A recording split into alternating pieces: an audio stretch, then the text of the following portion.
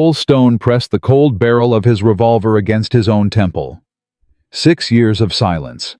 6 years of waking up reaching for a woman who wasn't there. Tonight, he'd finally end it. His finger trembled on the trigger. Then someone knocked. 3 desperate pounds on his door. A woman's voice broken and terrified. "Please, please help me." He knew that voice. He'd buried that voice 6 years ago. If you want to see how this story ends, subscribe to my channel and follow until the last moment. Comment your city below so I can see how far this story travels. Cole's hand froze. The revolver stayed pressed against his temple, but his finger wouldn't move. Couldn't move. Because that voice belonged to a dead woman. "Please," she cried again. "I know someone's in there. I saw the light. Please, I'm begging you." He lowered the gun slowly. His heart hammered so hard he could hear it in his ears. This wasn't possible. Sarah was dead. He'd held her hand when she took her last breath. He'd built her coffin with his own 2 hands. He'd stood at her grave every single day for 6 years. Dead women don't knock on doors. Cole crossed the room in 3 strides and yanked the door open. The woman collapsed into his arms. She was soaked in blood. Her dress was torn. Her face, God Almighty. Her face was Sarah's face. The same green eyes. The same soft curve of her jaw. The same small scar above her left eyebrow from a childhood fall. "Sarah." His voice cracked on the name. "No," she whispered, her eyes fluttering. "I'm Lena. Sarah's sister. Please. He's coming for me." Then she went limp. Cole caught her before she hit the ground. His mind was reeling, spinning, refusing to make sense of what he was seeing. Sarah never told him she had a sister. In 5 years of marriage, she never once mentioned a twin. Why would she hide something like that? He carried Lena to the bed. Sarah's bed, the bed he hadn't slept in since she died, and laid her down gently. Her breathing was shallow, but steady. The blood on her dress wasn't all hers. Some of it was dried old. But the fresh wound on her shoulder was still bleeding. Cole grabbed clean cloth and whiskey. He'd patched up enough bullet wounds in his ranger days to know what he was doing. But his hands shook as he worked. Every time he looked at her face, he saw Sarah. Every time she whimpered in pain, he heard Sarah's voice. "Stay with me," he muttered. "Don't you dare die in my house." She didn't respond, but she kept breathing. It took him an hour to clean and bind her wounds. The bullet had gone clean through her shoulder, painful but not fatal. The bruises on her arms and neck told a different story. Someone had hurt this woman. Someone had hurt her for a long time. Cole sat back in his chair and watched her sleep. The revolver sat on the table beside him, forgotten. He'd been ready to die tonight. Ready to finally stop fighting the silence and the memories and the unbearable weight of waking up alone every morning. He'd written no letter, made no peace, just decided somewhere between his 3rd glass of whiskey and his 4th that he was done. And then she knocked. Lena woke at dawn. Cole was still sitting in the same chair, the same position. He hadn't slept. Couldn't sleep. His eyes were fixed on her face, searching for differences, searching for proof that she wasn't a ghost sent to torment him. "You're awake," he said flatly. Lena tried to sit up and gasped in pain. Her hand flew to her shoulder. "Don't move too much. Bullet went through clean, but you lost blood. You need rest." "Where am I?" Her voice was hoarse, broken. "My ranch. About 20 miles outside of Clearwater." "Clearwater." She closed her eyes. "That's where Sarah lived." "That's where Sarah died." Lena flinched. I know she's gone. I'm sorry." "Don't apologize for that." Cole's voice was harder than he intended. "Just tell me why I'm looking at my dead wife's face. Tell me why Sarah never mentioned she had a twin sister. Tell me why you showed up at my door covered in blood in the middle of the night." Lena opened her eyes. The tears came fast, streaming down her cheeks. I don't know why she never told you about me. Maybe she was trying to protect you. Maybe she was ashamed of what happened to me. Her voice trembled. Sarah and I were separated when we were 12. Our parents died in a fire and we were sent to different families. She went to a good home, kind people, but I... She stopped. Her hands were shaking. You what? Cole pressed. I was sold to a man named Gregory Ashford. He said he was taking me in as a ward. But that was a lie. He raised me like property. And when I turned 18, he married me. I didn't have a choice. I didn't have anyone. Cole felt something cold settle in his chest. He knew men like Gregory Ashford. He'd hunted men like Gregory Ashford when he wore a badge. Rich, powerful, untouchable men who believed they could buy and own anything, including human beings. How long? He asked quietly. 15 years. Lena's voice was barely a whisper. 15 years of being his wife, his property, his punching bag. Cole's jaw tightened. And you ran. I took something from him, something he can't let me keep.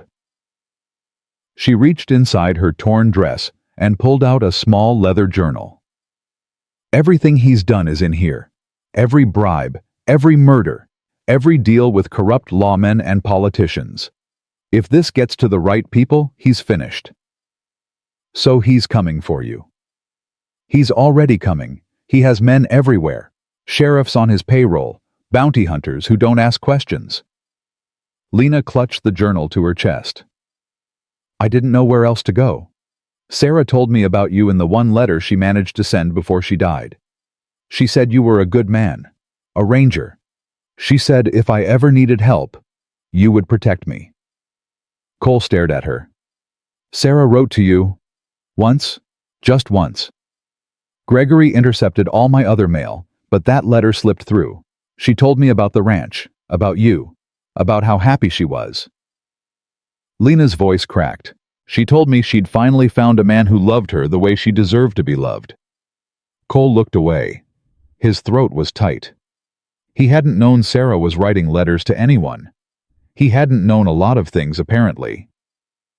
Why didn't you come sooner? He asked. I couldn't get away. Gregory watched me every second, but last month he made a mistake. He got careless. He left the journal in his study and I took it. I've been running ever since. From Wyoming, you came all the way from New York.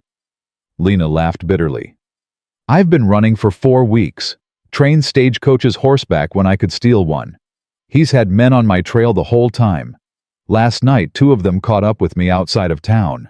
One of them shot me. She touched her shoulder. I shot him back. Then I ran. Cole was quiet for a long moment. He should send her away. He knew that. Whatever trouble she'd brought with her, it wasn't his fight.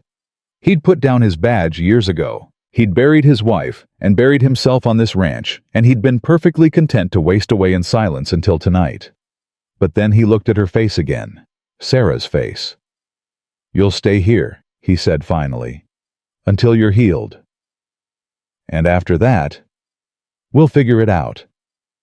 Lena let out a breath she'd been holding. Thank you. I know this isn't... Don't thank me yet. Cole stood up abruptly. I need to ride into town, see what I can find out about whoever's chasing you. There's food in the pantry and water in the barrel. Don't go outside, don't answer the door for anyone. You're leaving me alone.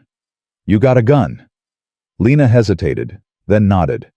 I took one off the man who shot me. Good. Use it if you have to. Cole grabbed his hat and his rifle. I'll be back before dark. So. The ride into Clearwater took 2 hours. Cole spent every minute of it trying to make sense of what had happened. Sarah had a twin sister. Sarah had written letters he never knew about. Sarah had kept secrets from him, and now those secrets were bleeding in his bed asking him for help. He should be angry. Maybe he was angry. But mostly, he just felt hollow. The town was the same as always. Dusty streets, a handful of buildings.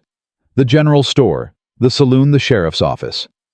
Nothing had changed in the 6 years since he'd stopped coming here regularly. Cole tied his horse outside the saloon and went in. The bartender, a thick-necked man named Murphy, looked up with mild surprise. "Cole Stone, haven't seen you in months. You still alive out there?" "Barely." Cole sat down at the bar. "Whiskey and information." Murphy poured the drink. "Information about what?" "Strangers in town. Anyone asking questions. Anyone looking for a woman." Murphy's eyes narrowed. "What kind of trouble, you and Cole?" "None yet. Just asking." The bartender glanced around the saloon. There were only a few men there, regulars mostly. No one Cole didn't recognize. "There were 2 men here yesterday," Murphy said quietly. "City types, fancy suits, expensive guns. Asking about a woman with green eyes and brown hair. Said she was dangerous. Said there was money in bringing her back." "How much money?" "Didn't say, but one of them was flashing a badge. Federal marshal, he claimed." Cole's stomach dropped. "Federal?" "That's what he said. But I ain't never seen a federal marshal who looked that comfortable hurting people. The way he talked about this woman." Murphy shook his head. "Something ain't right about those men, Cole." "Where'd they go?" "Don't know. Rode out this morning. East, maybe." Cole drained his whiskey and stood up. "If they come back, you never saw me. You never heard me asking questions." Murphy nodded slowly. "Whatever you're doing, Cole, be careful. Those men weren't playing games." Cole didn't answer. He was already walking out the door. He made one more stop before heading back to the ranch Sheriff Tucker's office. Tom Tucker had been the law in Clearwater for 15 years. He was a decent man, not brilliant, not particularly brave, but decent. Cole had trusted him once back when trust came easier. The sheriff looked up from his desk when Cole walked in. "Well, I'll be damned. Cole Stone. To what do I owe the pleasure?" "I need information, Tom." "Then sit down and ask." Cole stayed standing. There were 2 men in town yesterday, asking about a woman, claiming to be federal marshals. Tucker's expression flickered just for a second before settling into neutrality. "I might have heard something about that." "What'd they tell you?" "That they're looking for a woman named Lena Ashford, wanted for theft and murder. Said she stole something valuable from her husband and killed a man on her way out of New York." "And you believe them?" "Why wouldn't I?" Cole stepped closer to the desk. "Because real federal marshals don't need to show off their badges in saloons. Because real federal marshals don't travel with hired guns dressed in fancy suits. And because I've seen enough corrupt lawmen in my life to know what they look like." Tucker's jaw tightened. "What's your interest in this, Cole?" "That's my business." "Is she at your ranch?" Cole didn't answer. The silence stretched between them, heavy and dangerous. Finally, Tucker leaned back in his chair. "Look, Cole, I don't know what's happening here, and I ain't sure I want to know. But those men, they paid me a visit this morning. Made it real clear that if I helped them find this woman, there'd be money in it for me. And if I didn't help them..." He trailed off. "They threatened you." "They didn't have to. I could see it in their eyes." Tucker ran a hand over his face. "I'm not a young man anymore. I got a wife, grandkids. I can't afford to make enemies of men like that." Cole stared at him. "So you're gonna help them?" "I'm gonna stay out of their way. There's a difference." "Not much of one." Cole turned and walked out without another word. He had his answer. Tom Tucker wasn't going to help him. Wasn't going to help Lena. When Gregory Ashford's men came back, and they would come back, the sheriff of Clearwater would stand aside and let them take her. Cole mounted his horse and rode hard for the ranch. Lena was awake when he got back, sitting at the table with the revolver in her hand. She lowered it when she saw it was him. "You scared me." "Good. Means you're paying attention." Cole hung up his hat and sat across from her. "We've got a problem. Tell me." "Gregory's men were in town yesterday, telling people you're wanted for murder, flashing fake badges and throwing money around. The sheriff's too scared to stand against them." Lena closed her eyes. I didn't kill anyone. The man who shot me, I shot him in the leg. He was alive when I left. Doesn't matter what's true. Matters what people believe. Cole leaned forward. These men are going to come back.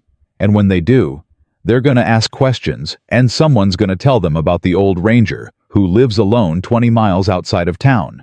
They're going to come here. Then I should leave. Lena stood up, wincing as her shoulder protested. I've already put you in too much danger. Sit down. Cole. I said sit down. She sat. Cole met her eyes. I spent 10 years wearing a badge. 10 years hunting men who thought they were above the law. I put away killers and thieves and every kind of monster you can imagine. And when Sarah got sick, I quit. I walked away from all of it to take care of her. After she died. He stopped, swallowed hard. After she died, I figured I didn't have anything left to fight for. Lena was silent. But you showing up here, it's like she sent you. Cole's voice was rough. Maybe that's foolish. Maybe I'm just a lonely old man seeing things that ain't there. But I ain't gonna watch another woman with her face get dragged back to a man who beats her. I ain't gonna let that happen. You don't even know me. I knew Sarah. She trusted me with her life. She told you to come here if you ever needed help. Cole reached across the table and picked up the journal. And you brought something worth fighting for. Lena stared at him for a long moment. Then slowly she reached out and took his hand. Thank you, she whispered. Cole didn't pull away. We need a plan, he said. Gregory Ashford isn't gonna give up, and we can't stay hidden forever. I know. Lena squeezed his hand, then let go. But first, you need to know everything. Every secret I've been carrying. Every sin I've seen. She opened the journal and began to read. The first page made Cole's stomach turn. Gregory Ashford had kept records of everything. Names, dates, amounts. The journal wasn't just evidence, it was a confession written in neat, precise handwriting, as if the man was proud of what he'd done. Read this one, Lena said, pointing to an entry from 3 years ago. This is who I married. Cole read aloud, June 14, 1882. Paid Sheriff Morrison $1,200 to close the investigation into the warehouse fire. 7 workers dead. Insurance claim filed for full amount. Profit after expenses, $43,000. He stopped reading. 7 people, Lena said quietly. 7 people burned alive so he could collect insurance money. And that's not even the worst of it. Cole turned the page. More entries, more payments, more bodies. Who's Marcus Webb? He asked, finding the name mentioned repeatedly. Lena's face went pale. Gregory's enforcer. The man who does the things Gregory doesn't want to dirty his hands with. The man who... She stopped. Her hands were trembling again. The man who what? The man who held me down while Gregory beat me. Her voice was flat, dead. The man who locked me in the cellar for 3 days when I tried to run away the first time. The man who told me in detail what he would do to me if I ever tried again. Cole closed the journal. His jaw was so tight it ached. And you ran anyway. I had to. Lena looked up at him. I couldn't live like that anymore. I couldn't wake up every morning wondering if today was the day he finally killed me. You should have killed him first. The words came out before Cole could stop them. Harsh, cold, true. Lena didn't flinch. I thought about it. Every single day I thought about it. I knew where he kept his guns. I knew which nights he drank too much to notice me moving around. I could have done it. Why didn't you? Because then I would have been the monster. Her eyes were wet, but her voice was steady. Because I didn't want his blood on my hands. I wanted justice, real justice. The kind that comes from watching him lose everything he built. The kind that comes from seeing him dragged away in chains while the whole world knows what he really is. Cole was quiet for a long moment. He understood that kind of anger. The kind that burned slow and steady, not hot and fast. The kind that wanted more than just revenge. It wanted vindication. It wanted truth. "This journal," he said finally, "if we get it to the right people, federal prosecutors, newspaper editors, anyone who isn't on Gregory's payroll." Lena nodded. "That's been my plan from the beginning, but getting it to them, that's the hard part. We'll figure it out. Cole." She reached across the table and grabbed his wrist. "You keep saying we. You don't have to do this. You don't owe me anything." He looked at her hand on his arm. Her fingers were thin, scarred. The knuckles were crooked, like they'd been broken and healed wrong. "What happened to your hands?" he asked. Lena pulled back. "It doesn't matter. Tell me."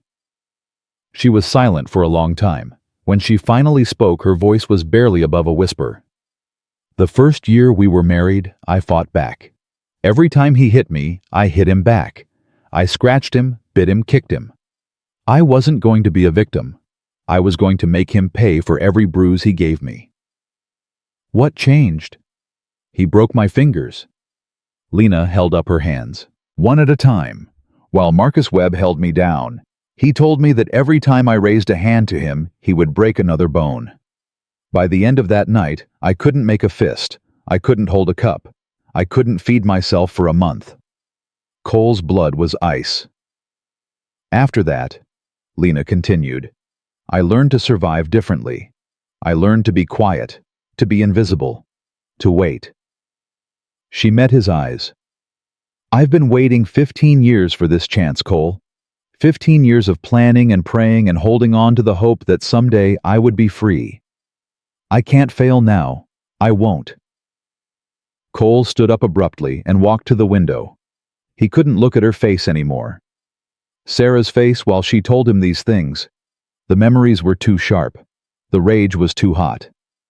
"He's not going to stop," he said finally. "Men like Gregory Ashford, they don't know how to stop. He'll send more men. He'll burn down this ranch. He'll kill anyone who gets in his way. I know.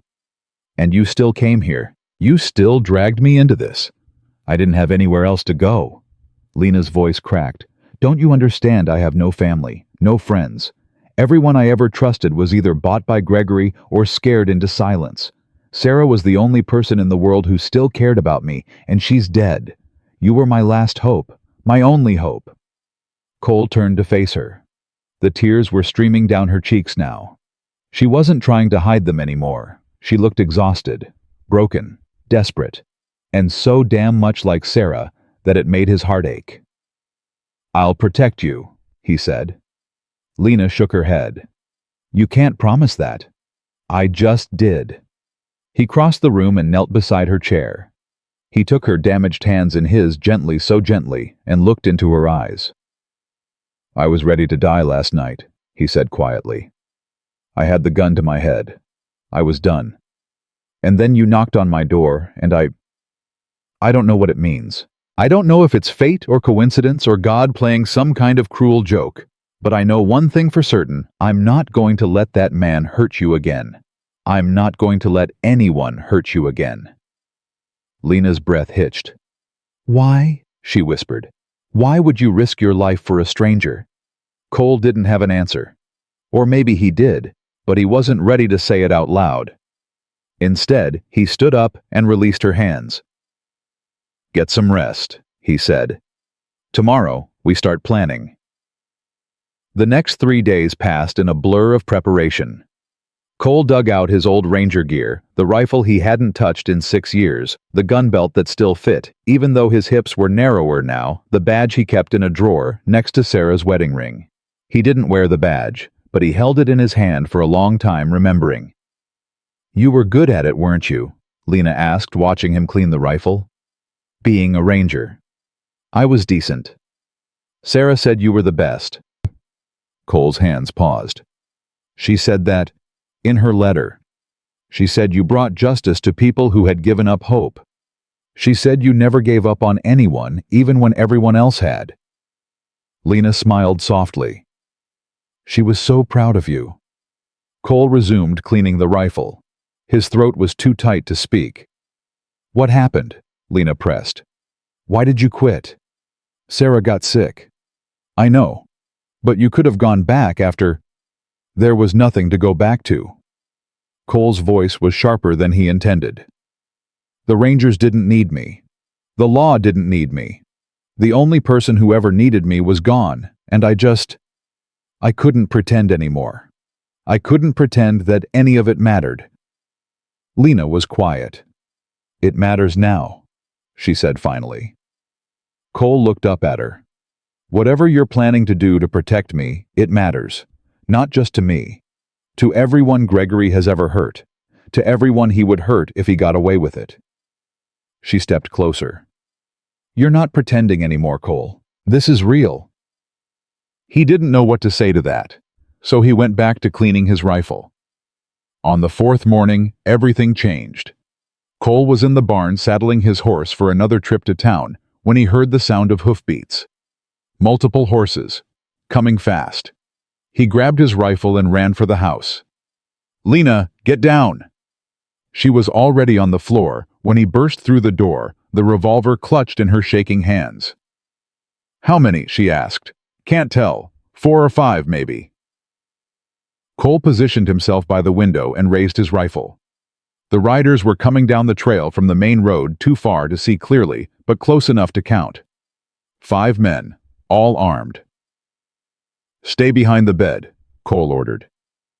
Don't come out unless I call for you. Cole, do it. Lena scrambled behind the heavy wooden bed frame. Cole steadied his breathing and waited. The riders slowed as they approached the house. They weren't charging, that was good. If they were planning a full assault, they wouldn't be taking their time. One of them dismounted and walked toward the door. Cole cocked his rifle.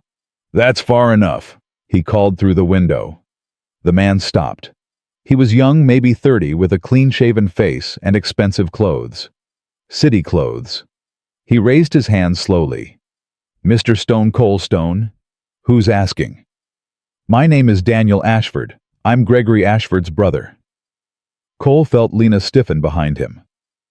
I'm not here to cause trouble, Daniel continued. I'm here to talk. Talk about what? About my brother's wife. About the journal she stole.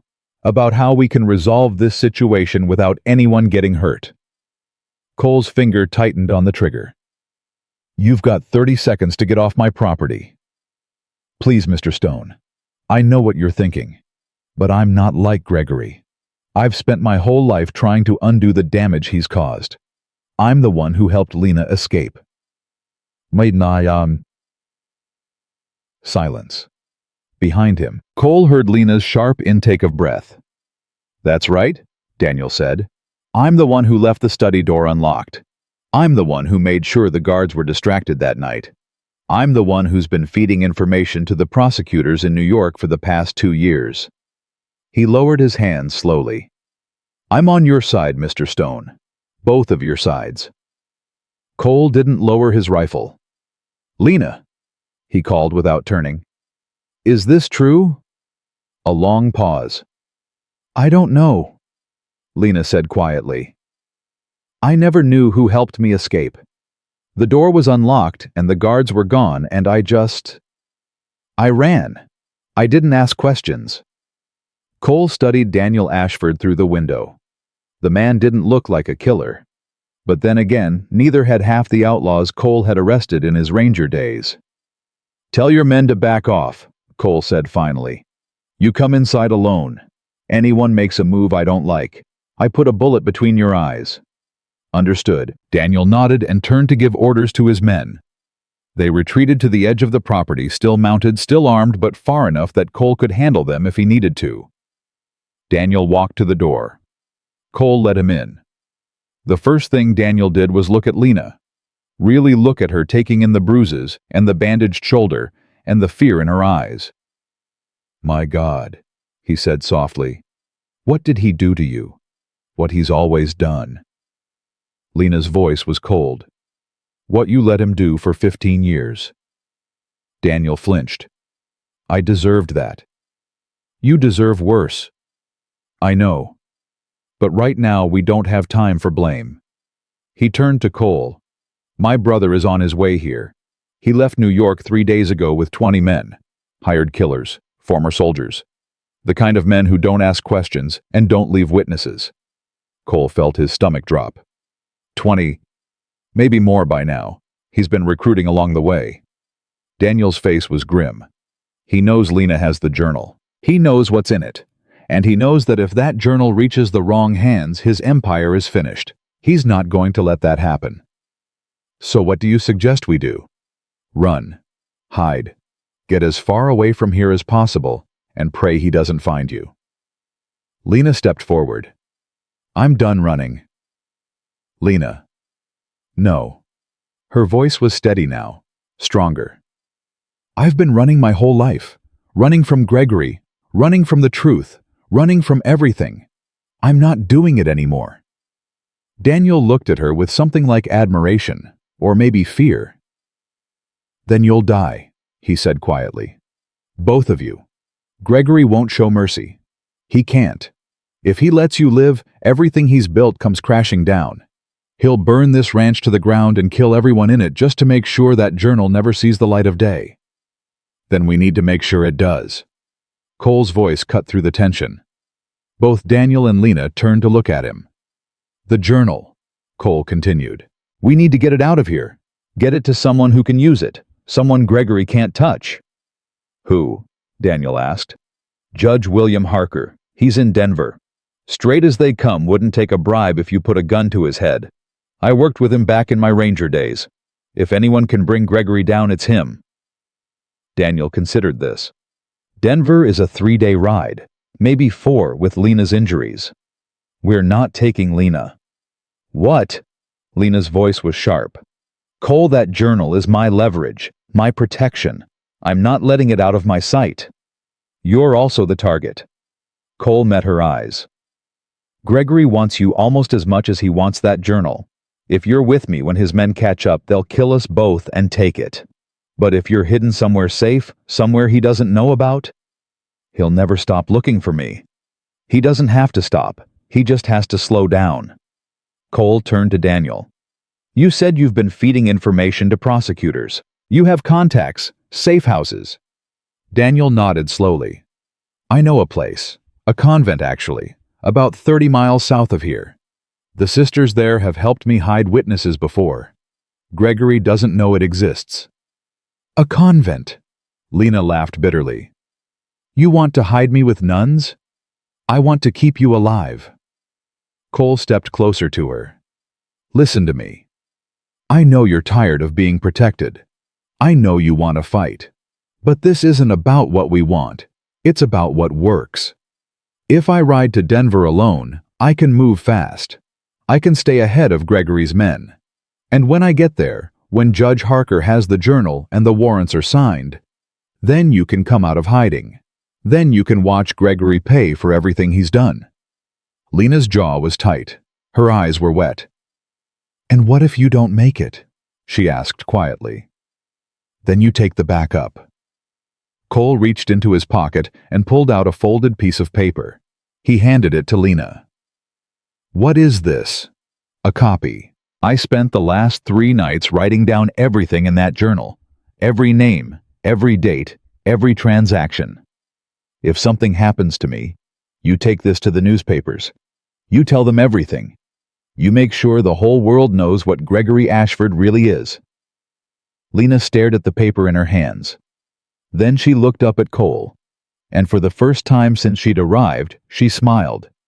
You really were the best ranger, weren't you? I was decent, he said again. But this time there was a hint of a smile on his face, too. The plan was set in motion before noon. Daniel's men, the ones who had arrived with him, were actually allies.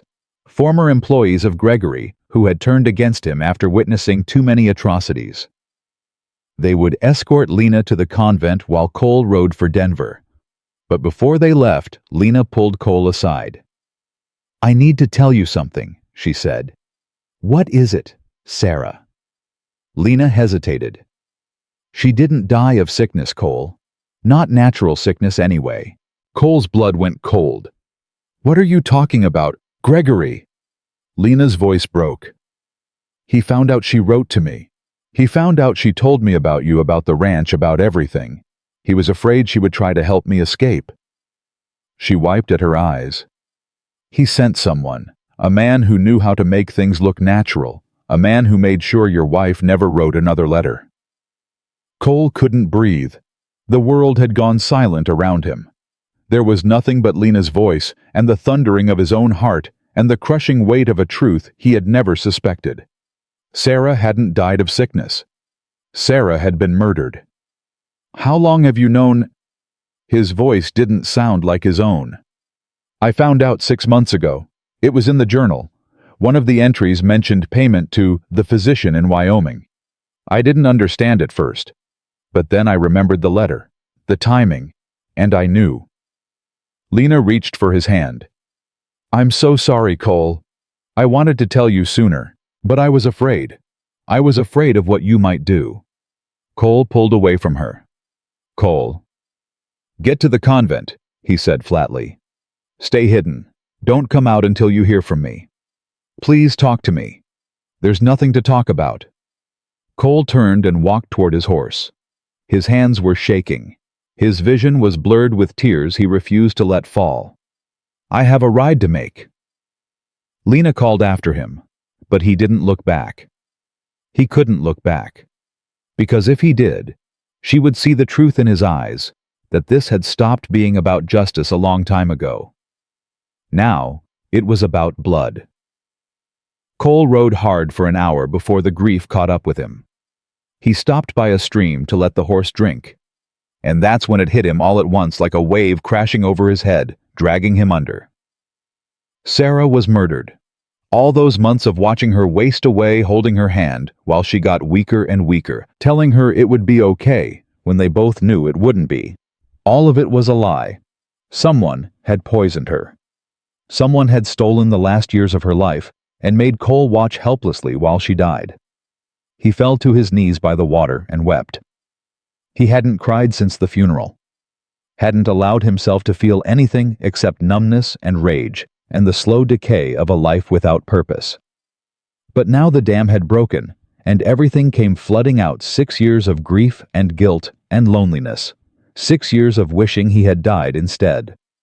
He cried until there was nothing left.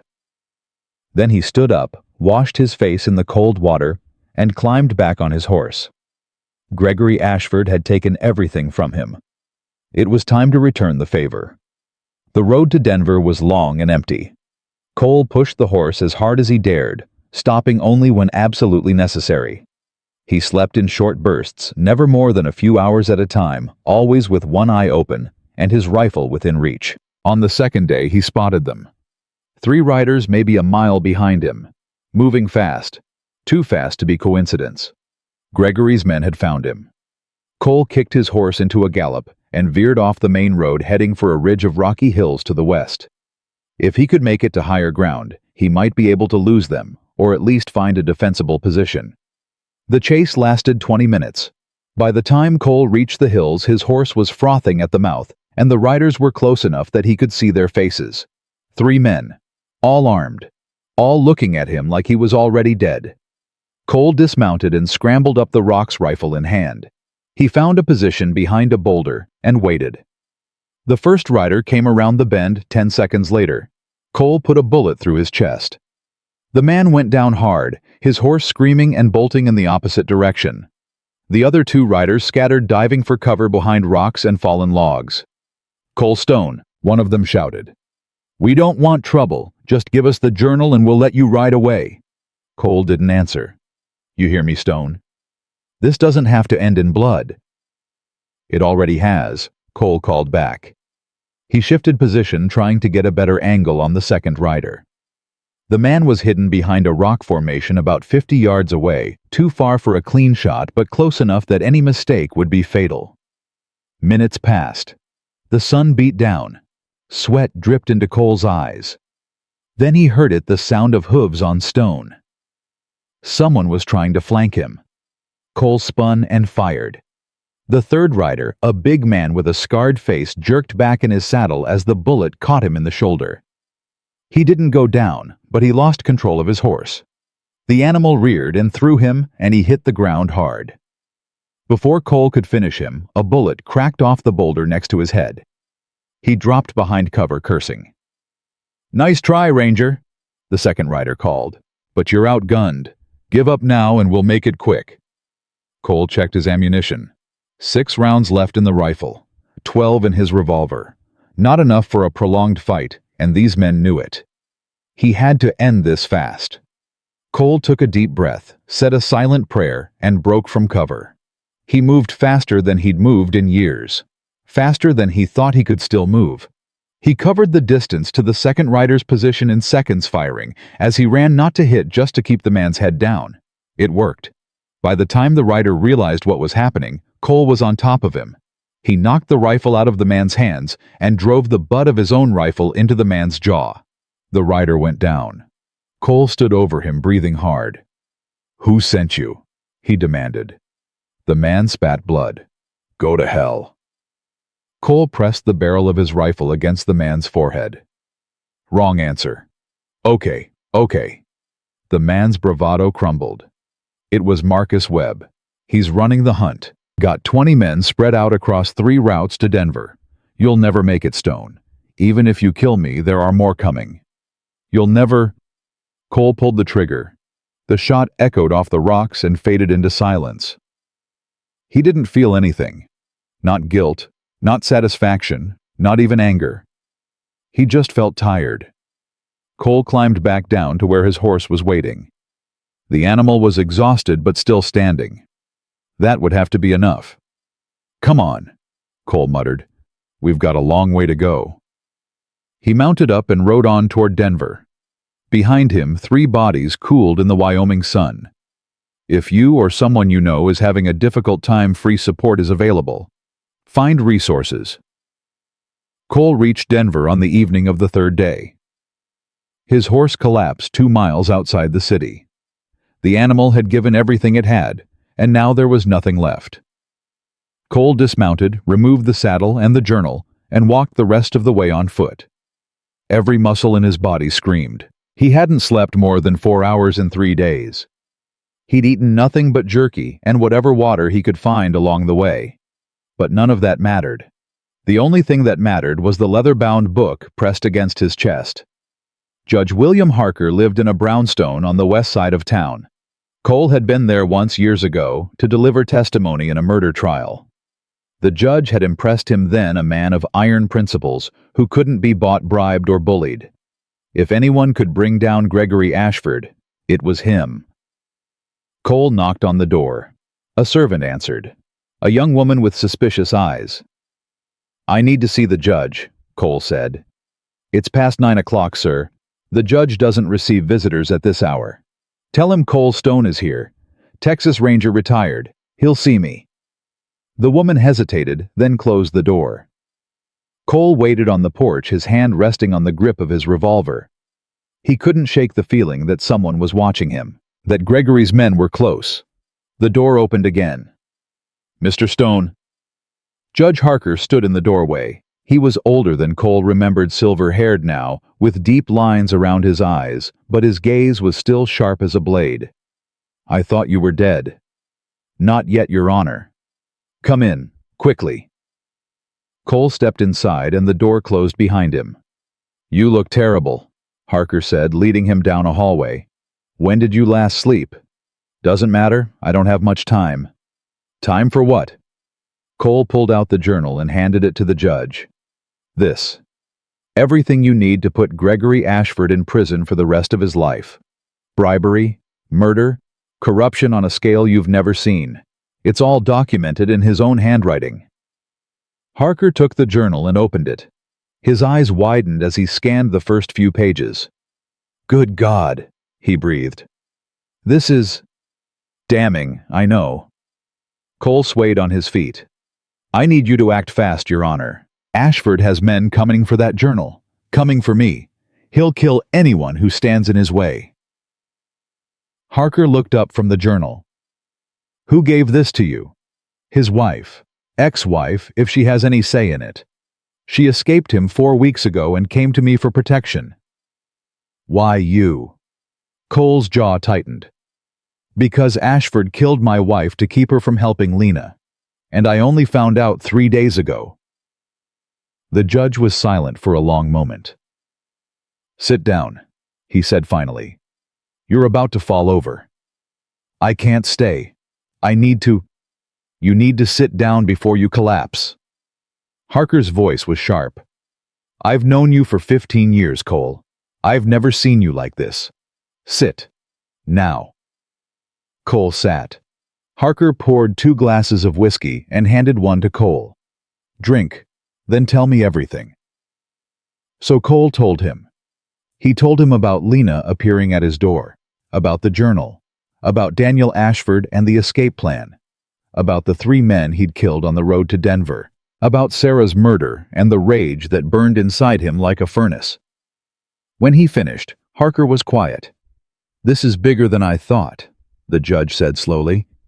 "Ashford has connections in Congress, in the Treasury Department.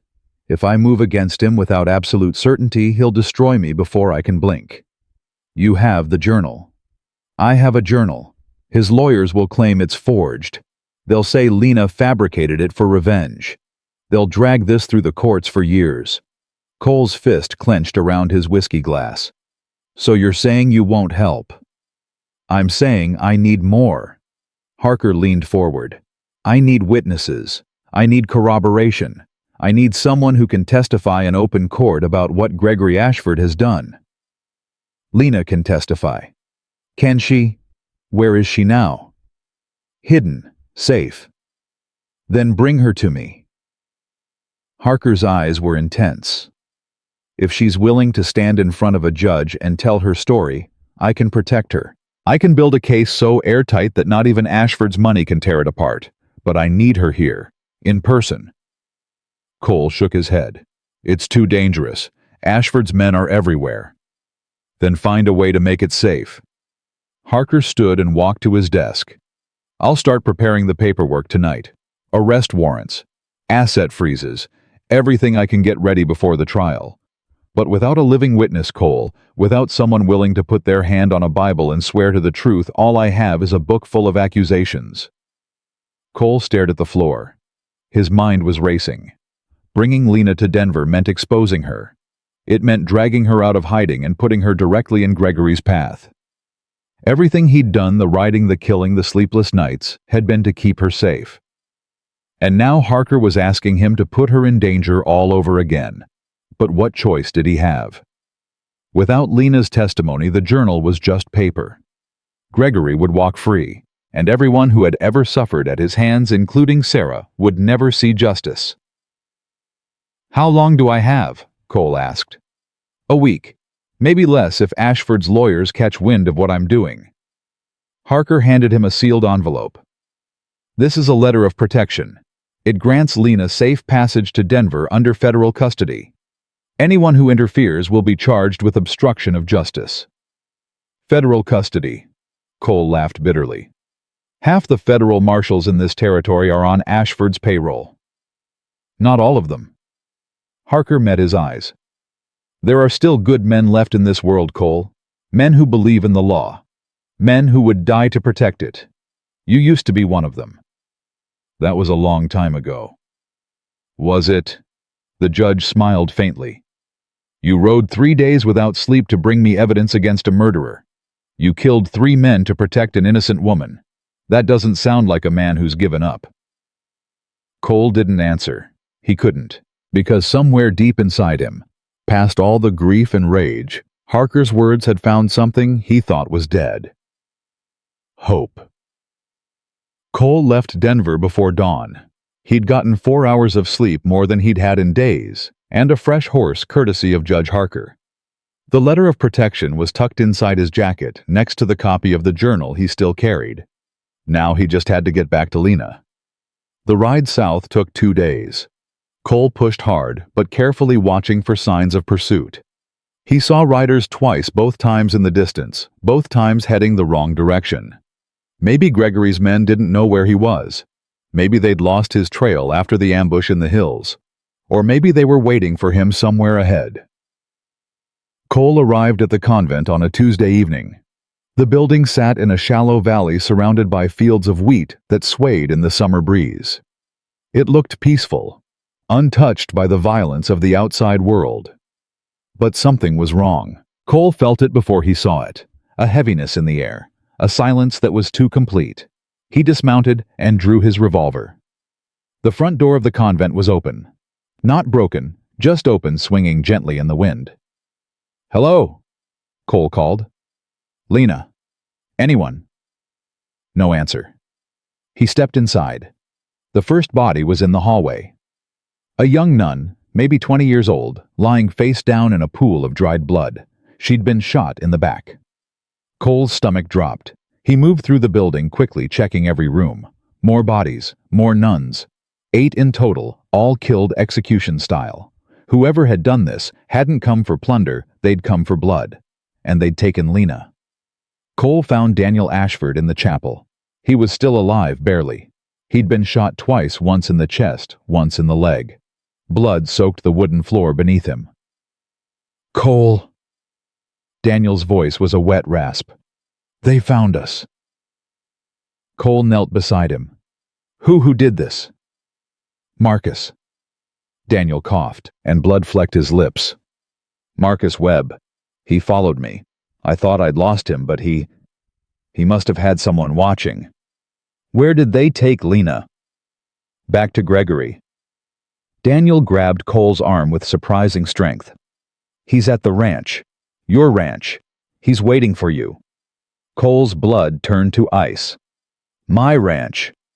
He knew you'd come back for her. He's using her as bait." Daniel's grip weakened. "I'm sorry, Cole. I tried to stop them. I tried." "Don't talk. Save your strength." "It's too late for that." Daniel smiled weakly. "You were right to hate me. I should have done more. I should have stopped Gregory years ago. But I was a coward. I was afraid of him. Afraid of what he'd do. You helped Lena escape. That counts for something." "Not enough." Daniel's eyes were fading. "Promise me something, Cole. Promise me you'll end this. Promise me you'll make him pay for everything he's done." Cole gripped his hand. "I promise." Daniel nodded once. Then his eyes closed, and his body went still. Cole stayed there for a long moment, holding a dead man's hand. He thought about the choices that had led them all here. The secrets, the lies, the violence that bred more violence. Then he stood up and walked out of the chapel.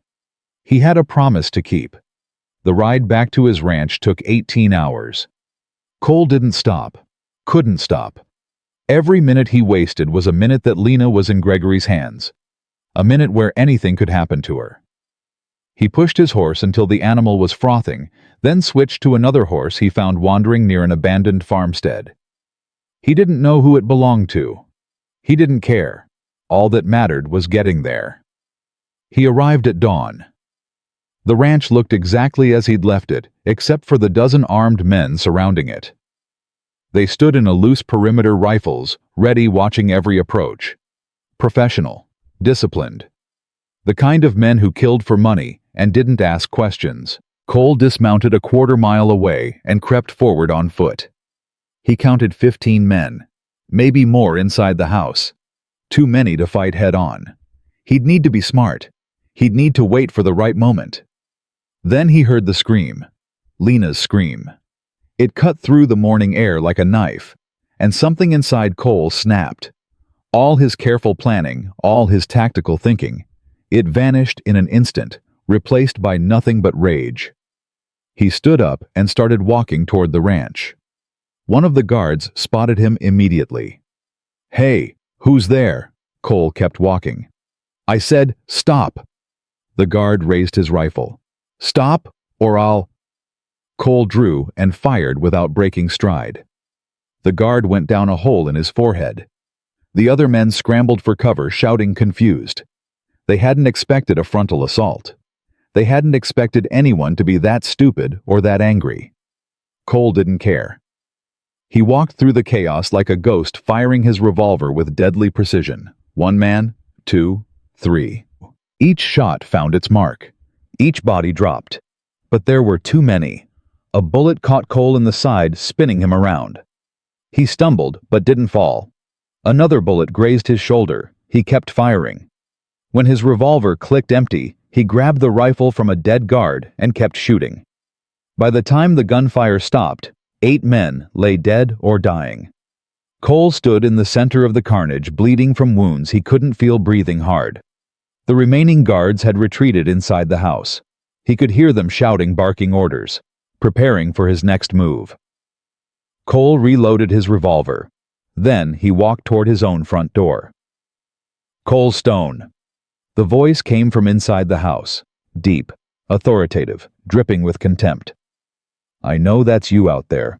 I have to admit I'm impressed. My men said you were dangerous, but I didn't believe them. You're just an old ranger after all, washed up, forgotten." A pause. "But here you are, killing my employees like it's nothing." "Let her go, Ashford." Cole's voice was calm, cold. "Let her go, and I'll give you what you want."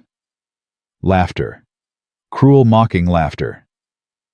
"What I want? You have nothing I want, Mr. Stone. The journal is already in the hands of Judge Harker. I know that. My lawyers will deal with it in due time. No, the only thing I wanted from you was this moment, this confrontation." Another pause. "Do you know why?" Cole didn't answer.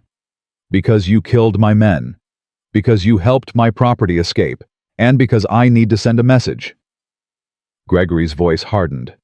"No one defies me. No one takes what's mine. And no one kills men who work for me without consequences." "Your property," Cole spat. "Lena isn't your property. She isn't anyone's property. She's whatever I say she is." Gregory's voice was ice. "I bought her when she was 12 years old. I raised her, trained her, broke her. She belongs to me, body and soul. And if I decide to cut that body into pieces and mail them to every newspaper in the country, that's my right." Cole's vision went red. He charged the door. It exploded inward under his shoulder, and he burst into the room with his revolver raised. But Gregory wasn't there, just 3 guards all pointing rifles at his chest. "Don't move," one of them screamed. "Drop the gun. Drop it."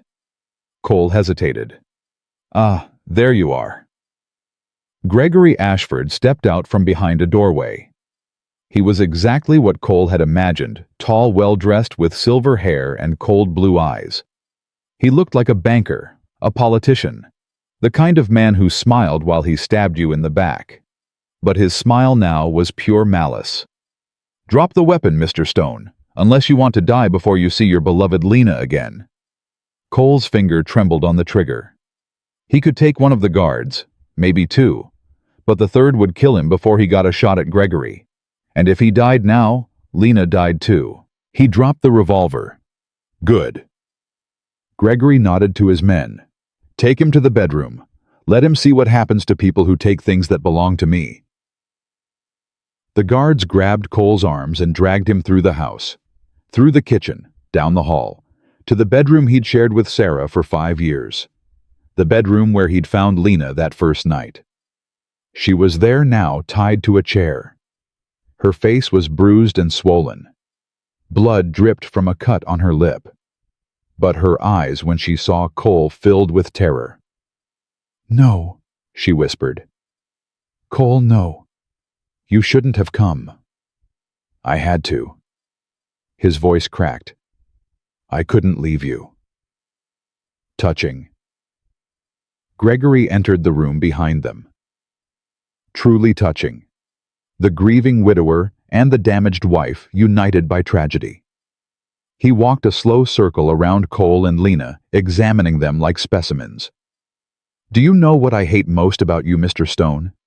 It's not that you helped her escape. It's not that you killed my men. It's that you made her believe she could be free.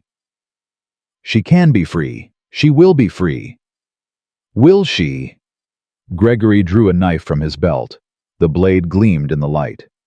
"Let me show you what freedom looks like in my world." He pressed the knife against Lena's throat. "No." Cole lunged forward, but the guards held him back. Don't touch her. Don't you dare. I've been thinking about how to punish her. Gregory continued conversationally. I considered burning her. I considered cutting off her fingers one by one the way I did when we were first married. But in the end, I decided on something more poetic. He leaned close to Lena's ear. I'm going to make him watch you die, slowly. And then I'm going to kill him too.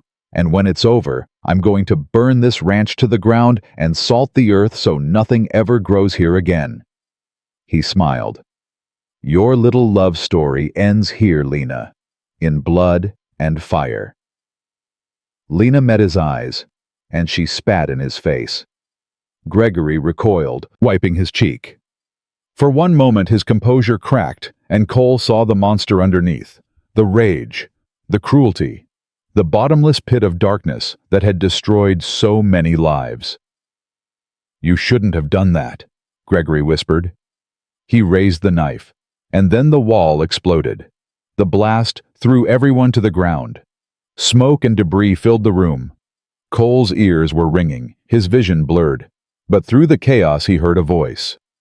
Federal marshals, everyone on the ground. Now? Cole looked up. Men were pouring through the hole in the wall, real marshals wearing badges carrying rifles. They overwhelmed Gregory's guards in seconds, disarming them and forcing them face down on the floor.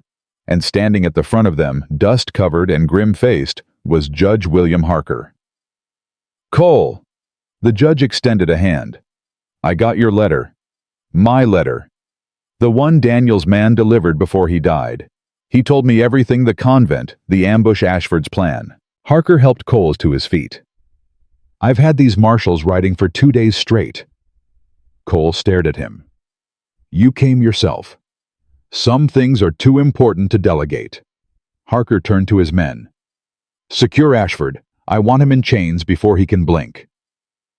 2 marshals grabbed Gregory and hauled him to his feet. The arrogance was gone from his face, now replaced by shock and fury. This is illegal, he screamed. You have no jurisdiction here. I'll have all your badges. Gregory Ashford. Harker's voice cut through the noise like a blade. You are under arrest for murder, corruption, bribery, assault, and too many other crimes to list. You have the right to remain silent. I suggest you exercise it. Gregory's mouth opened and closed. For the first time in his life, he had no response. Cole didn't watch them take him away. He was already at Lena's side, cutting her bonds, helping her to her feet. Are you hurt? He asked. Did he? I'm okay. She fell into his arms. I'm okay. You came for me. You actually came for me. I promised I would. I know. She pulled back and looked into his eyes. But no one's ever kept a promise to me before. Cole didn't know what to say, so he held her instead. Outside, Gregory Ashford was being loaded into a prison wagon. His men were in chains. The ranch was surrounded by federal marshals, and somewhere in the distance, a bird was singing. It was over. After 15 years of hell, it was finally over. But as Cole held Lena in his arms, feeling her heart beat against his chest, he realized something. It wasn't just over. It was beginning. The trial began 3 weeks later. Cole sat in the back of the Denver courthouse watching as Gregory Ashford was led into the room in chains. The man who had terrorized Lena for 15 years, who had ordered Sarah's death, who had killed 8 nuns in cold blood, he looked smaller now, diminished, like a snake without its fangs. But his eyes were still dangerous. When Gregory saw Cole, something flickered across his face. Hatred. Pure, undiluted hatred. The kind that doesn't fade with time or circumstance. The kind that waits. Cole held his gaze without flinching. All rise, the bailiff announced. The Honorable Judge William Harker presiding. Harker entered and took his seat. His expression was stone. Be seated. He shuffled through papers on his desk.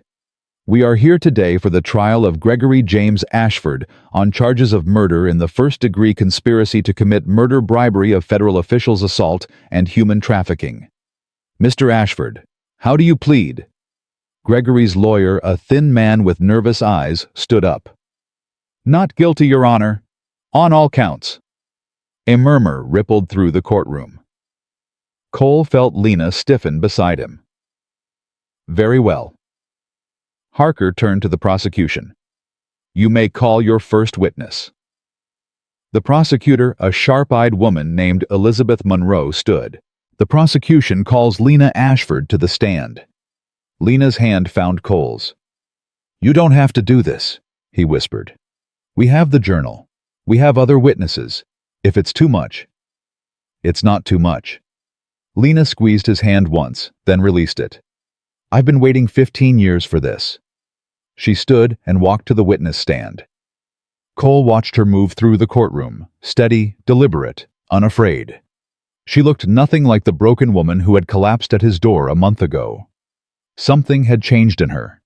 Something had hardened. She placed her hand on the Bible. Do you swear to tell the truth, the whole truth, and nothing but the truth, so help you God? I do.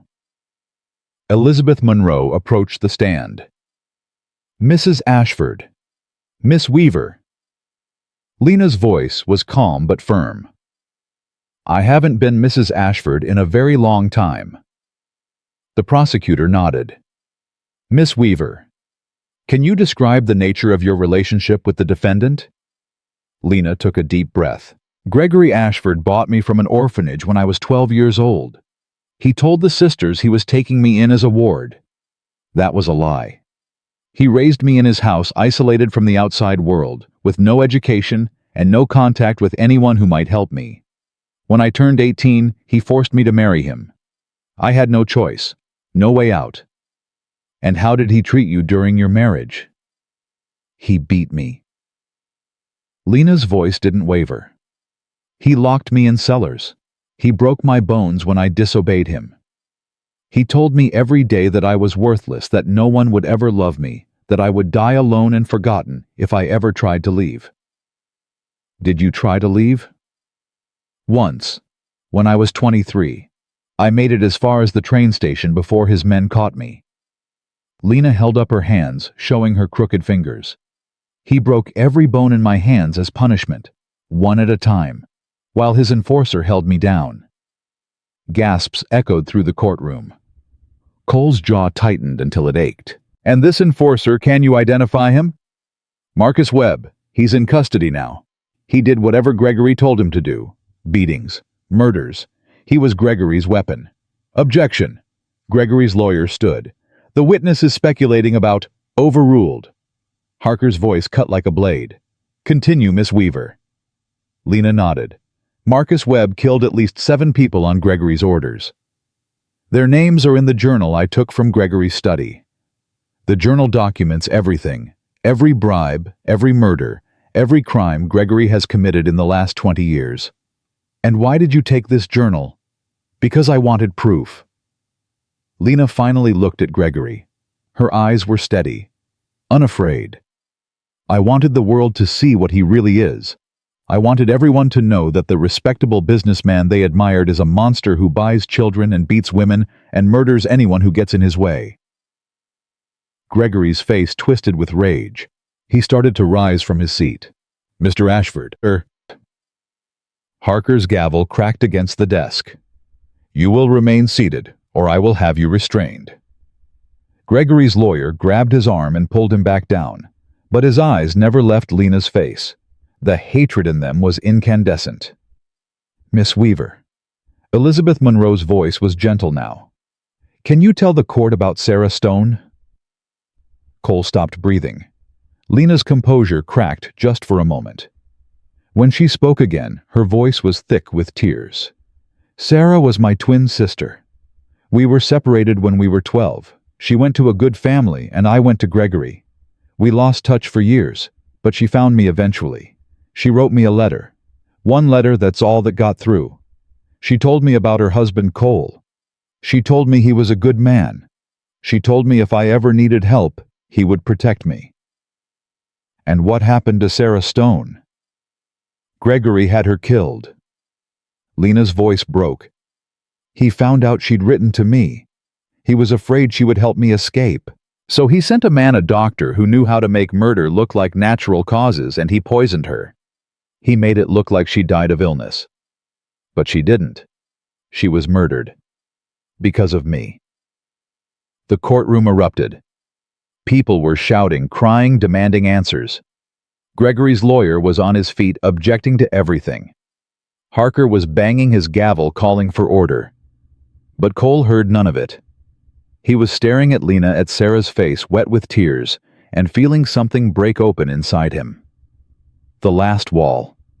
The final barrier between the man he used to be and the man he was becoming. Sarah hadn't died of sickness. She'd died protecting her sister. She'd died being exactly the woman Cole had fallen in love with. The trial lasted 4 days. Witness after witness took the stand. Former employees who had witnessed Gregory's crimes, bankers who had helped him launder money, politicians who had taken his bribes. One by one they testified against him, each story more damning than the last. Gregory's lawyer tried everything. He attacked the witnesses' credibility. He claimed the journal was forged. He argued that Lena was a bitter ex-wife seeking revenge. None of it worked. On the 5th day, the jury reached a verdict. Cole was sitting next to Lena when the foreman stood. On the charge of murder in the 1st degree, we find the defendant guilty. Lena's hand found Cole's. On the charge of conspiracy to commit murder, we find the defendant guilty. Her grip tightened. On the charge of human trafficking, we find the defendant guilty. Tears were streaming down her face now. On the charge of assault with intent to cause grievous bodily harm, we find the defendant guilty. Cole pulled her close. On the charge of bribery of federal officials, we find the defendant guilty. The courtroom exploded into chaos. Reporters were shouting questions. People were cheering. Gregory was screaming at his lawyer, his face purple with rage. But Cole and Lena sat in silence, holding each other. It was over. After everything, the running, the hiding, the violence, the fear, it was finally, truly over. Harker banged his gavel until the room fell quiet. Gregory James Ashford. His voice was iron. You have been found guilty on all counts. I sentence you to death by hanging to be carried out within 60 days. May God have mercy on your soul, because I certainly won't. The guards dragged Gregory to his feet. He was still screaming threats, curses, promises of revenge, but they meant nothing now. He was a dead man walking. As they led him past Cole and Lena, Gregory stopped. This isn't over, he hissed. You think you've won. You've won nothing. My men will find you. My money will reach you. You'll never be safe. Never. Cole stood up slowly. He looked Gregory Ashford in the eye, this man who had taken everything from him, who had murdered his wife, who had tortured Lena for 15 years, and he smiled. Your men are in prison. Your money is frozen, and you'll be dead in 60 days. Cole stepped closer. You know what that means, Gregory? It means you've lost. It means you'll hang from a rope while the world celebrates. And when you're gone, no one will remember you. No one will mourn you. You'll just be another monster who got what he deserved. Gregory's face went white. But Sarah, Cole continued, people will remember Sarah. They'll remember the woman who died protecting her sister, the woman who loved without conditions, the woman who was too good for this world. His voice dropped to a whisper. You took her from me, but you couldn't destroy her, and you couldn't destroy us. He turned his back on Gregory Ashford and walked away. Behind him, the guards dragged the screaming man toward the prison wagon. Cole didn't look back. That night, Cole and Lena sat on the porch of a small hotel in Denver. Neither of them had spoken much since the verdict.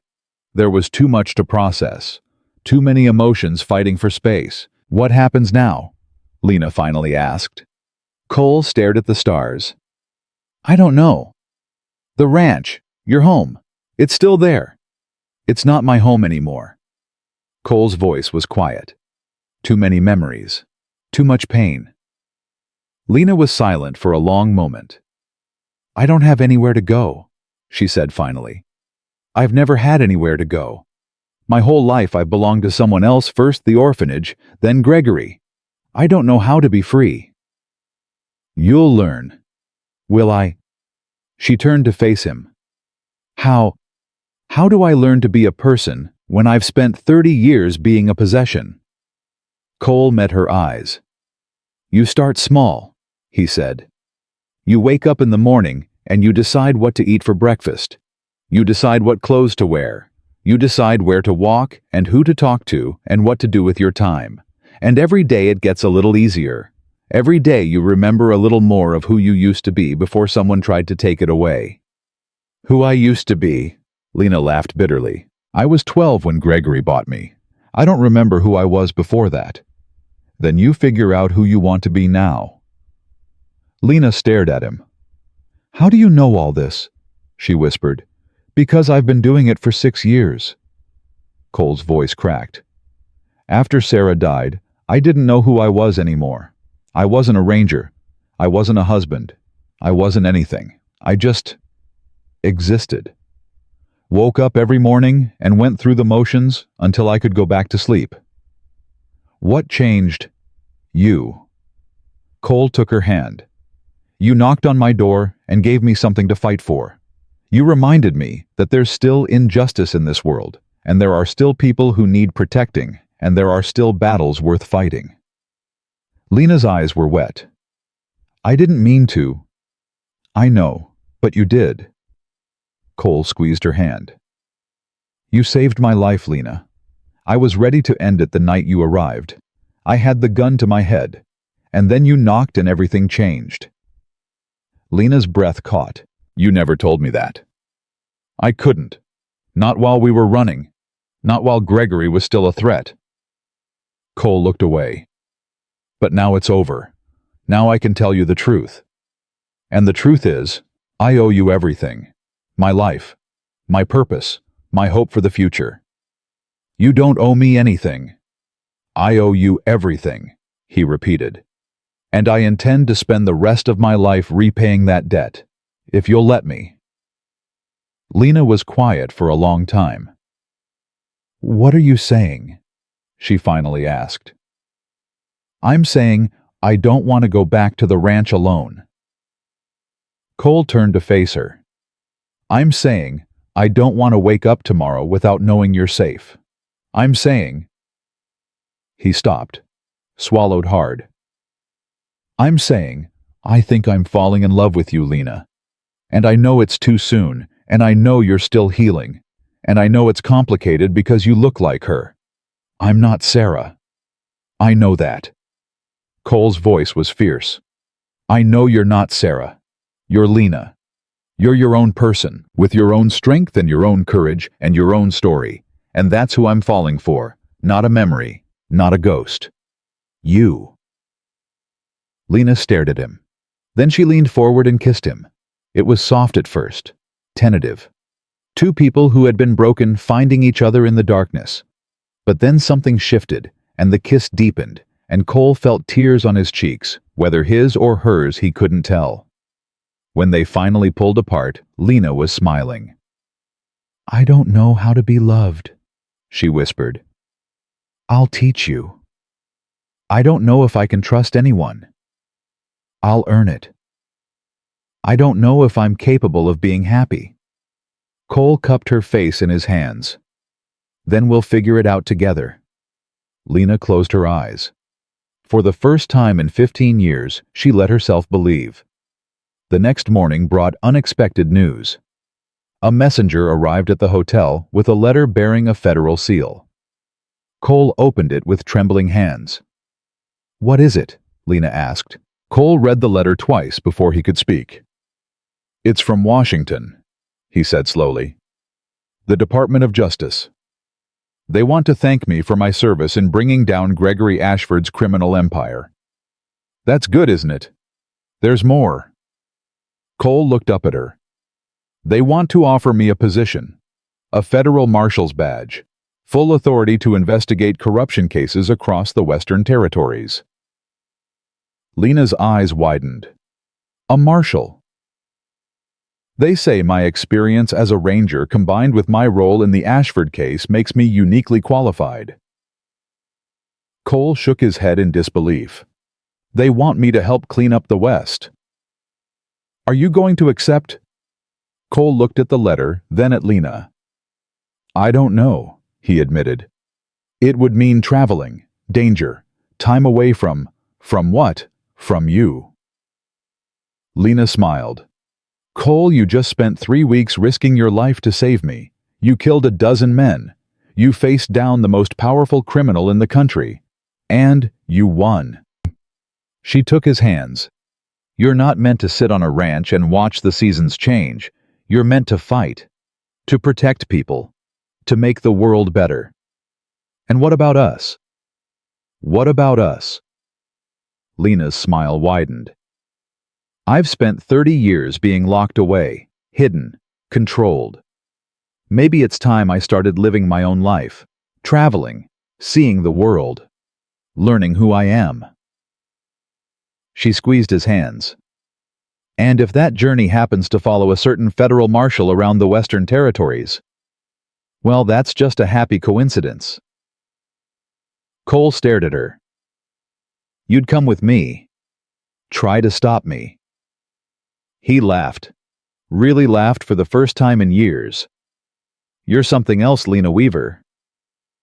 I know. She kissed his cheek. Now right back to Washington and accept the job. We've got work to do. Cole picked up a pen and started writing. Outside, the sun was rising over Denver.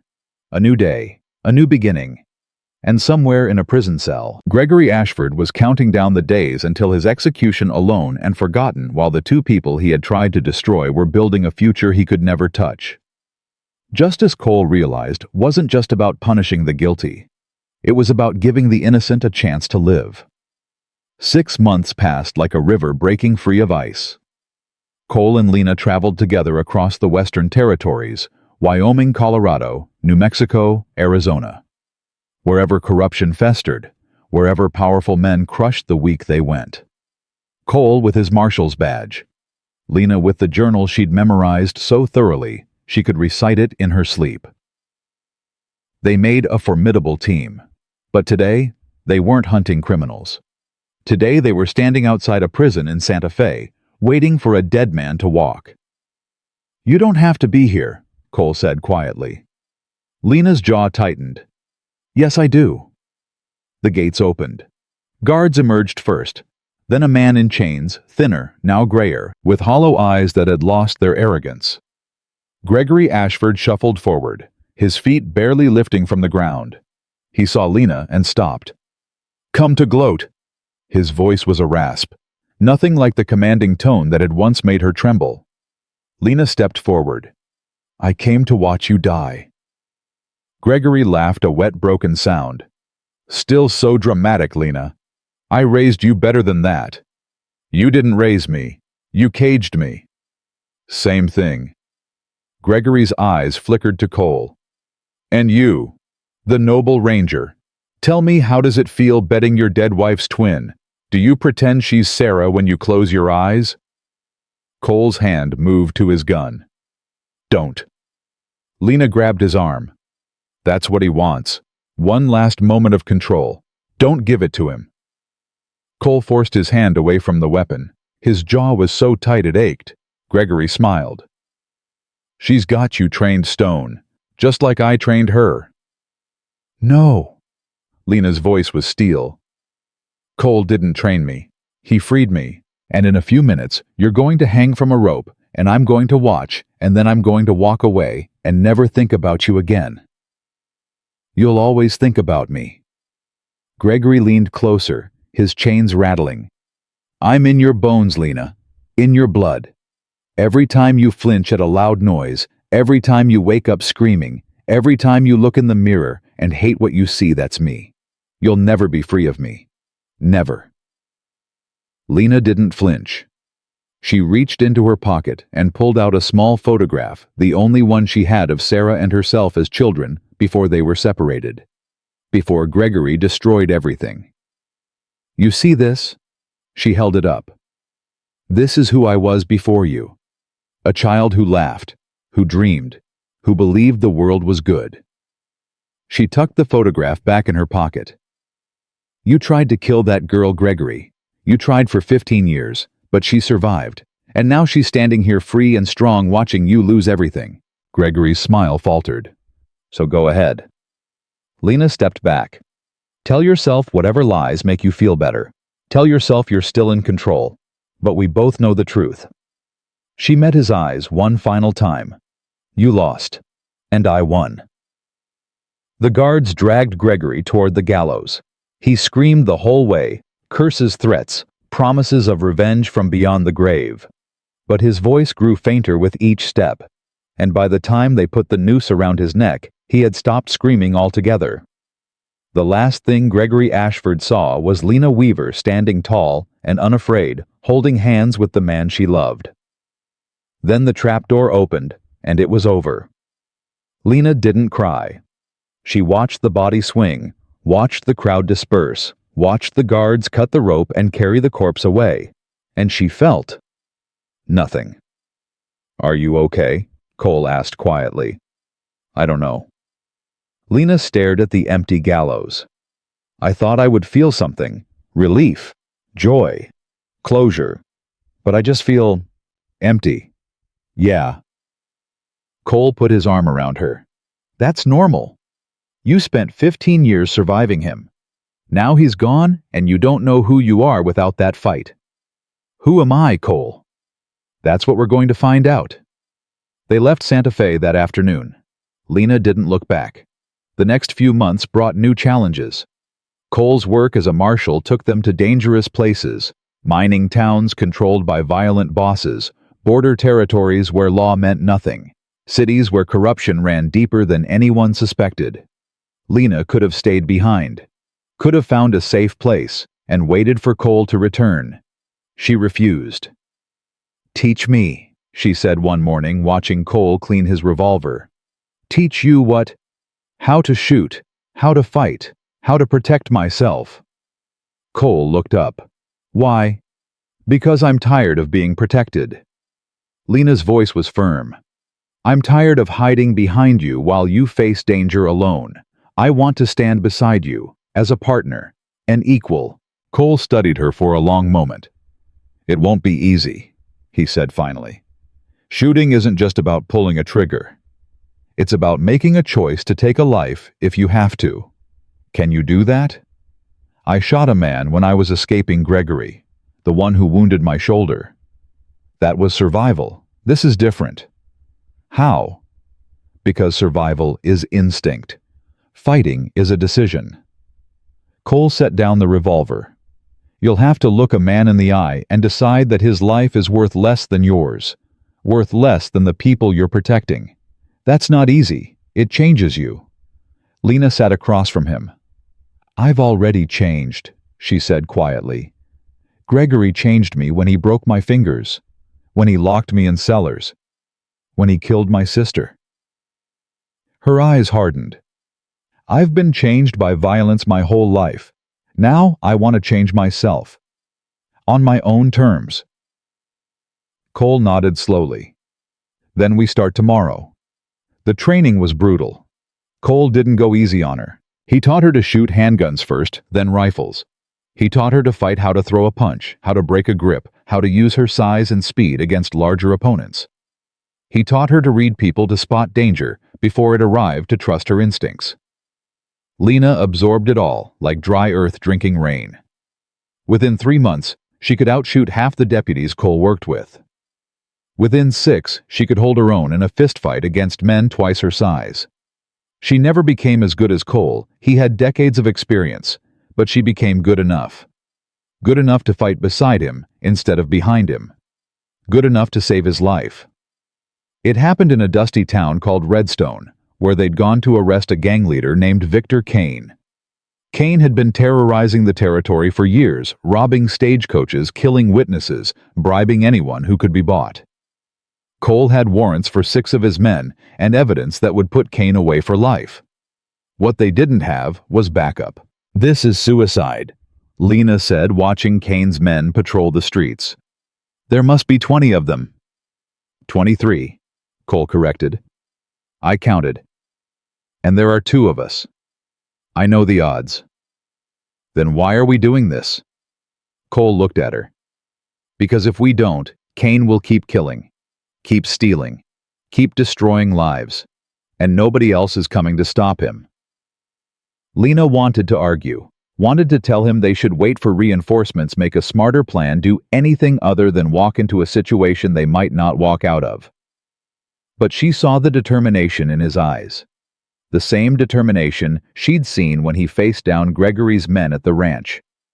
The same fire that had made him charge into a building full of armed killers to save her. Okay, she said finally. What's the plan? Cole smiled. I'm going in the front door. You're going to cause a distraction. What kind of distraction? The explosive kind. 30 minutes later, the saloon where Kane's men gathered exploded. Not the whole building, just the back wall where Lena had placed charges Cole had requisitioned from a mining company 3 towns ago. The blast was loud enough to draw every armed man in Redstone running to see what had happened, which left the bank where Kane kept his ledgers and his loot virtually unguarded. Cole slipped in through a side door. 2 guards remained, both stunned by the explosion. They didn't stay stunned for long. The first went down with a bullet to the leg. The second raised his hands in surrender before Cole could fire again. Where's Kane? Cole demanded. I don't know, I swear he left this morning, said he had business in... A gunshot cracked through the air. The guard crumpled. Behind him, Victor Kane stepped through a doorway with a smoking revolver. Business in the back room, Kane said pleasantly. Waiting for you. Cole raised his gun. Kane raised his. Mexican standoff, Kane observed. Neither of us can fire without the other firing back. Classic scenario. I've always wondered how these end. Usually with someone making a mistake. True. Kane smiled. He was a big man, broad shoulders, scarred face, eyes like chips of ice. But I don't make mistakes, Marshal. That's why I've survived this long.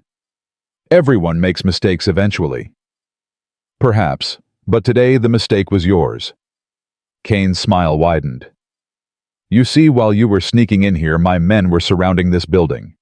They should be in position now, which means nothing. Kane's smile faltered. Excuse me. Your men are currently chasing my partner across rooftops while she picks them off one by one. Cole's voice was calm. She's already taken down 6. 7 by now, probably. By the time they figure out what's happening, there won't be enough left to surround anything. Kane's face went pale. You're bluffing. Am I? A volley of gunshots echoed from outside. Screams. The sound of men dying. Kane's eyes darted to the window. That was his mistake.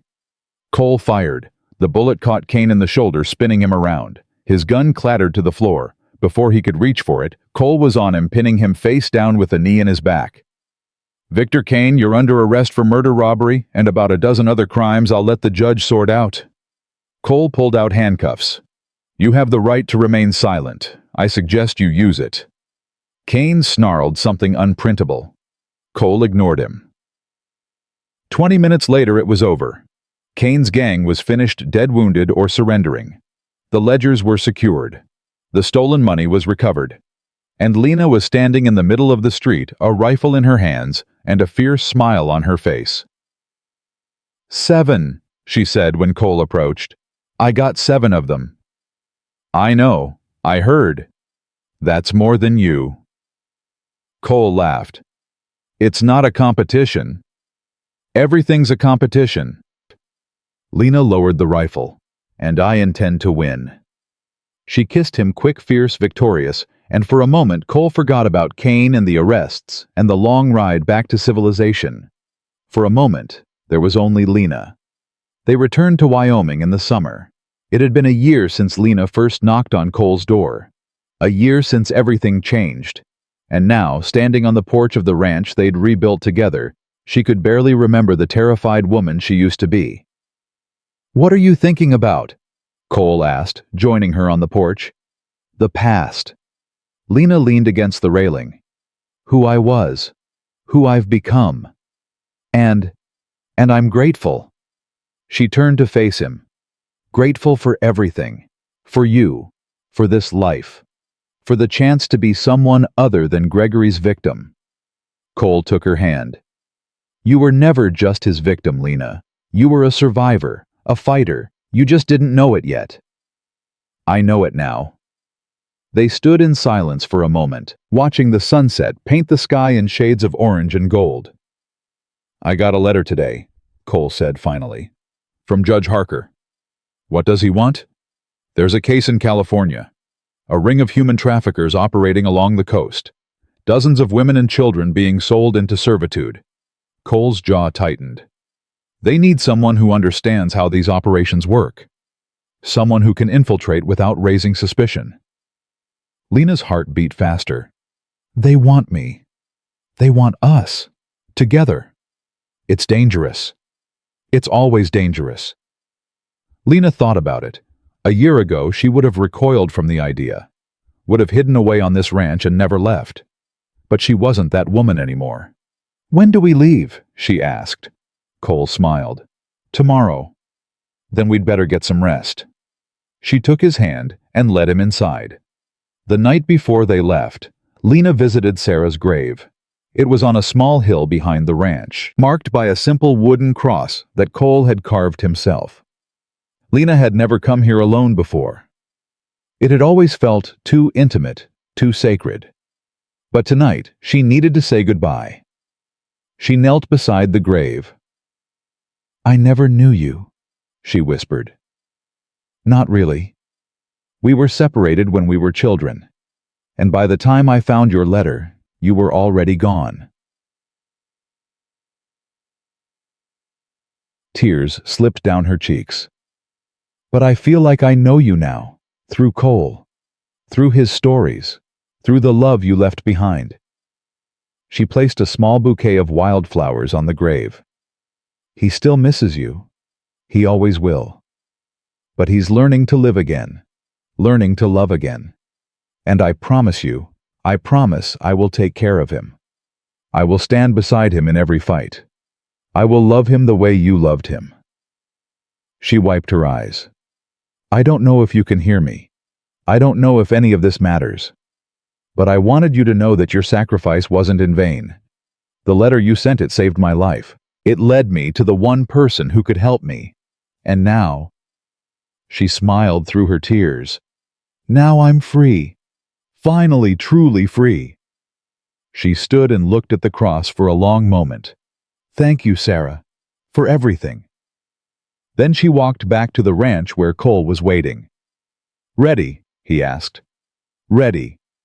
They rode out together as the sun rose over Wyoming.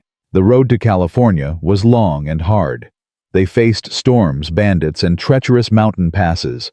But they faced them together, side by side, as partners and equals. When they finally reached the coast 3 weeks later, Lena stared at the ocean in wonder. "I've never seen the sea before," she breathed. "There's a lot you haven't seen." Cole dismounted and stood beside her. "A lot we haven't seen. Together." "Is that a promise?" "It's more than a promise." Cole reached into his pocket and pulled out a small box. "It's a proposal." Lena's heart stopped. "Cole, I know it's soon. I know we've only been together a year, but I've spent 6 years learning that life is short and unpredictable and brutal." He opened the box, revealing a simple gold ring. "I don't want to waste another day wondering what might have been. I want to spend the rest of my life with you, fighting beside you, building a future with you, loving you." Tears streamed down Lena's face. "I don't deserve this," she whispered. "Yes, you do." Cole took her hand. "You deserve happiness and love and a life free of fear. You deserve everything, Lena. And I want to be the one who gives it to you. If you'll let me." Lena looked at the ring, at the man holding it, at the ocean stretching endlessly before them. She thought about everything she'd survived: the abuse, the imprisonment, the violence, the running. She thought about how close she'd come to giving up, how many times she'd believed she would never escape, never be free, never be loved. And she thought about how wrong she'd been. "Yes," she said. Cole's face broke into the widest smile she'd ever seen. "Yes. Yes." Lena laughed through her tears. "Yes, I'll marry you. Yes, I'll spend my life with you. Yes to everything." He slipped the ring on her finger and pulled her into his arms. They stood there holding each other as the waves crashed against the shore and the seagulls cried overhead. They were married a month later in a small church overlooking the Pacific. Judge Harker officiated. The congregation was small. A handful of marshals, some local townspeople, a few friends they'd made along the way. But it was enough. More than enough. When Cole kissed his bride, Lena felt something she'd never felt before. Peace. Not the absence of conflict. Not the end of struggle. But a deep, abiding certainty that no matter what came next, whatever dangers, whatever challenges, whatever storms, she would never face them alone. The case in California took 6 months to crack. By the time it was over, 17 traffickers were in custody. 43 women and children had been freed, and Lena had personally taken down the ring's leader in a confrontation that made headlines across the country. "Federal marshal's wife brings down slavery ring," the newspapers proclaimed. "Former victim now champion of the innocent." Lena cut out the article and sent it to Gregory Ashford's grave.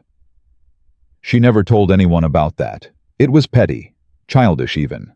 But it felt right. The years that followed were full of purpose. Cole and Lena continued their work, traveling from territory to territory, bringing justice to places where justice had been forgotten. They built a reputation, the marshal and his wife, the unbreakable team, the pair who never gave up. But they also built a home. They returned to Wyoming every summer to the ranch they'd rebuilt from the ashes of Cole's grief. They raised horses. They planted gardens. They sat on the porch in the evenings, watching the sun set over the mountains, grateful for every moment of peace. And when Lena finally became pregnant, something doctors had told her was impossible. After the damage Gregory had done, they wept together in each other's arms. Their daughter was born on a spring morning with her mother's green eyes and her father's stubborn chin. They named her Sarah. Cole held his daughter for the first time and felt something break inside him, the last piece of grief, the final remnant of his years of isolation and despair. It shattered like ice in spring, and in its place was something warm and bright and unstoppable. Hope. "She's perfect," he whispered. "She's ours." Lena smiled through her exhaustion. "Our future. Our legacy. Our second chance." Lena reached up and touched his face. "We made it, Cole. After everything, after all the pain and the fear and the fighting, we made it." "We did." Cole leaned down and kissed her forehead. "And we're just getting started." Outside, the summer sun was rising over Wyoming. The horses were stirring in the barn. The wildflowers were blooming on Sarah's grave. And somewhere in the distance, a bird was singing. Lena closed her eyes and listened. For the first time in her life, she wasn't afraid of tomorrow. She wasn't running from yesterday. She was exactly where she was supposed to be, with exactly the people she was supposed to be with. She had fought for this. She had bled for this.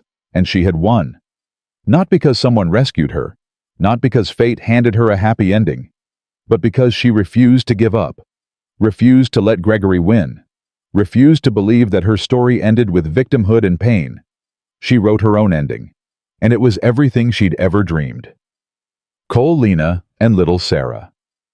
3 souls bound together by love, by sacrifice, by the unshakable belief that even in the darkest times, there was always a path forward. They were a family. They were free. And they were home.